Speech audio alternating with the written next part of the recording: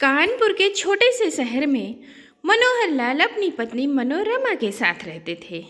अब राजीव मनोहर लाल और मनोरमा का इकलौता और बहुत ही लाडला बेटा था। अब राजीव की शादी करिश्मा नाम की लड़की से हुई थी।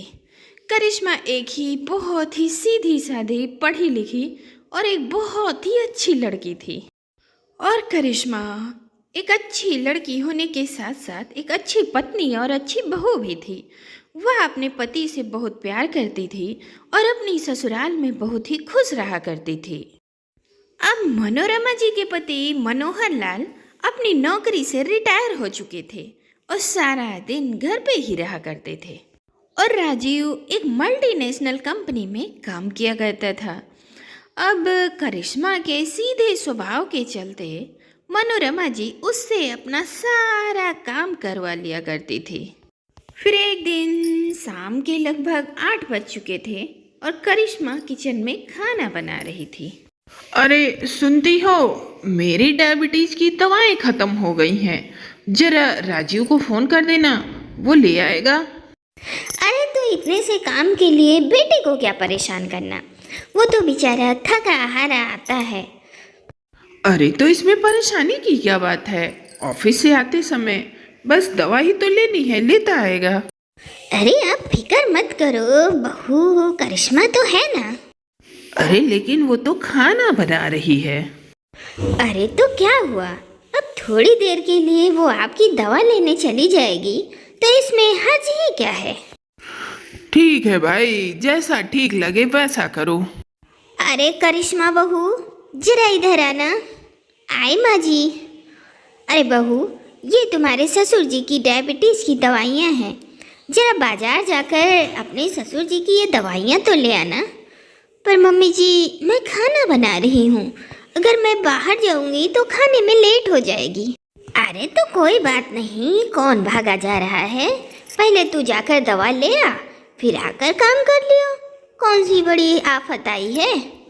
अच्छा ठीक है मम्मी जी, वैसे रोटियां तो सारी बन गई हैं, बस दाल में तड़का लगाना है। अगर आप दाल में तड़का लगा देंगी तो काम टाइम पर हो जाएगा। अरे बहू तू कितना अच्छा दाल में तड़का लगाती है, और राजीव को ना तेरे हाथ की दाल बहुत पसंद है, वरना मैं खुद ही ना खाना बना लेती, तुझे क्यों परेशान करती। अच्छा ठीक है मम्मी जी। वैसे मम्मी जी हम एक काम कर सकते हैं, मैं राजीव जी को फ़ोन कर देती हूँ ना, वो ऑफिस से आते वक्त पापा जी की दवाइयाँ ले आएंगे। अरे बेटा, राजीव तो ऑफिस से थका हारा आता है, और वो अगर रास्ते में रुक के दवाइयाँ लेने लगा तो उसे देर भी हो जाएगी ना। अब पता नहीं दुकान पे भीड़ हो या ऐसे, तो भूख भी लग रही होगी उसको। ओह अच्छा ठीक है मम्मी जी, इस तरह से राजीव जी को परेशान करना ठीक नहीं है। एक काम करती हूँ, मैं ही ले आती हूँ दवाई। और इस तरह से मनोरमा राजीव का नाम लेकर अपना काम करवा लेती है। और फिर ऐसे ही एक दिन राजीव ऑफिस के लिए सुबह सुबह तैयार होता है। मम्मी ऐसा करिए, आप भी तैयार हो जाइए, मैं आपको ऑफिस जाते वक्त छोड़ दूंगा। आपको डॉक्टर के पास चेकअप के लिए जाना था ना। अरे नहीं नहीं बेटा, तू ऑफिस जा, नहीं तुझे लेट हो जाएगी, मैं दिखा लूँगी बाद में, तुम ऑफिस जाओ। लेकिन मम्मी कैसे, फिर आप कैसे जाएंगी, किसके साथ जाएंगी। अरे तू उसकी चिंता मत कर, तू ऑफिस निकल जा, मैं चली जाऊँगी। और फिर इस तरह राजीव ऑफिस चला जाता है और बहू करिश्मा तैयार होकर अपनी सासू माँ के पास आती है। मम्मी जी मैंने आपको बताया था ना, आज मेरी एक सहेली मुझसे मिलने आ रही है, तो मुझे जाना है, मैं शाम तक वापस आ जाऊंगी। अरे बहू मैं तुझे रोकती नहीं, पर क्या है ना, आज मुझे हॉस्पिटल जाना था, तो मैं सोच रही थी कि तू अपने साथ अगर मुझे हॉस्पिटल ले जाए तो। अरे मुझे राजू कह रहा था मैं तुम्हें मम्मी छोड़ दूंगा, लेकिन बेचारा परेशान हो जाता है ना, सुबह सुबह ऑफिस जाए कि मुझे डॉक्टर के यहाँ दिखाए। अरे बहू मैं तुम्हें रोकती नहीं, पर आज थोड़ा ज़रूरी है।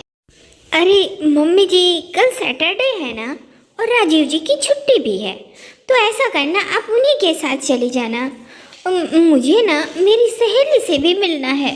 अरे बेटा, अब राजीव हफ्ते के 5 दिन तो नौकरी करता है। बेचारे को 2 छुट्टियां मुश्किल से मिलती हैं, सैटरडे संडे। अब उसमें भी मैं उसे अगर डॉक्टर के पास लेकर चली जाऊंगी तो बेचारे आराम कब करेगा। कोई बात नहीं मम्मी जी, आप ठीक कहती हैं। राजीव जी कितना काम करते हैं। चलिए मैं ही आपको वो डॉक्टर के पास ले चलती हूँ। लेकिन वो तेरी सहेली बेटा, मम्मी जी मैं उससे बात कर लूँगी, बाद में मिल लूँगी उससे। और इस तरह से एक बार फिर करिश्मा अपनी सासू माँ के जाल में आ जाती है और वह अपनी सहेली से मिलना छोड़ अपनी सासू माँ को डॉक्टर के पास ले जाती है। फिर एक दिन शाम के वक्त करिश्मा अपने सास ससुर के लिए चाय लेकर उनके कमरे में जा रही थी कि उधर पहुंचते ही करिश्मा को अपनी सासू माँ के कमरे से उनकी बात करने की कुछ आवाज़ सुनाई दी। वैसे मनोरमा, आज तुम राजीव के साथ क्यों नहीं गई डॉक्टर के पास? आप भी ना कमाल की बात करते हैं। अरे जब घर में बहू है तो मुझे मेरे बेटे को परेशान करने की क्या ज़रूरत है। अरे लेकिन बहू को भी अपनी सहेली से मिलने जाना था। अरे तो मैं क्या करूं? अब मेरा बेटा नौकरी करे कि बाकी घर के सब काम करे। अब उसे सहेली से मिलना था तो बाद में मिल लेगी ना।